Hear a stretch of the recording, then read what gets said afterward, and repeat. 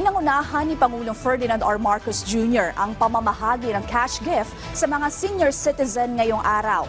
Tiniyak naman ng Pangulo ang pagtugon sa iba pa nilang pangangailangan. Ang detalye sa Balitang Pambansa ni Kenneth Pasyente ng PTV Manila.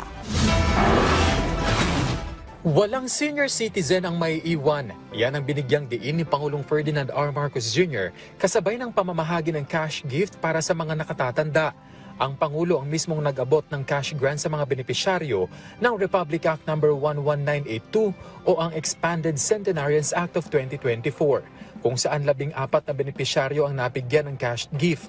Kabilang na riyan ang 380 at 385 years old, 5 90 years old na nakatanggap ng tig 10,000 piso. Habang ang 300 taong gulang naman ay nakatanggap ng tig 100,000 pesos.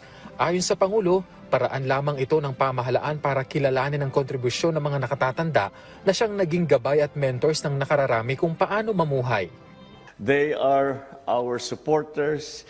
They are the ones who brought us into and to understand how to deal with the world and how to deal with life. And for that, we will all be eternally grateful. Kaya, ang bawat linya sa inyong balat at bawat puting buhok ay bahagi ng hibla na naghahabi ng ating kasaysayan. Mga kababayan, tayo po ay narito ngayon upang magbigay pugay sa ating mga nakakatanda.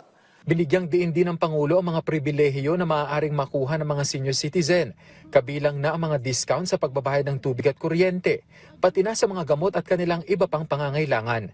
Gayunman, giit niya na marami pang dapat kailangang gawin para sa mga senior citizen, bagay na tutugunan daw ng pamahalaan. Kabilang na ang social pension, residential care facilities ng DSWD at iba pang programa at proyekto ng National Commission of Senior Citizen. Sa bagong Pilipinas, hangad natin na mabuhay ng may ginhawa at dignidad ang ating mga matatanda. They deserve nothing less than our love, our care, our protection, our respect, and our honor.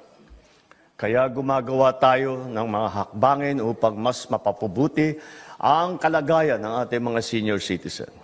May hiling din ng Chief Executive sa pamilya ng mga senior citizen, maging sa kabataan.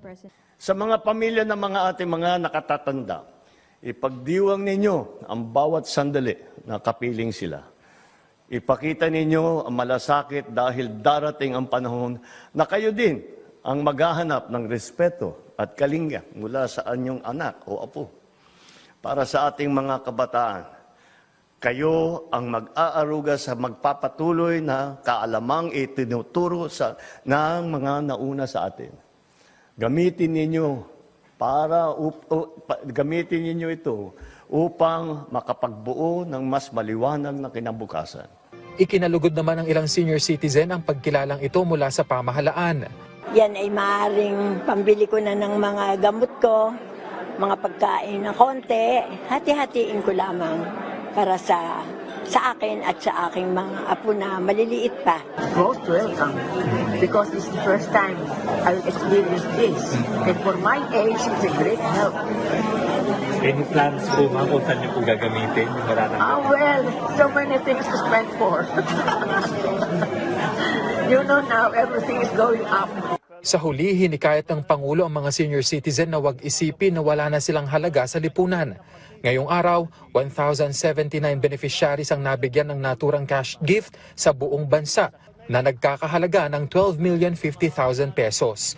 Pero target ng programa ngayong taon na maabot ang nasa mahigit 275,000 na benepisyaryo, kung saan tinatayang nasa 2.9 billion pesos ang maipapamahagi. Mula PTV Manila, Kenneth Pasyente, Balitang Pambansa.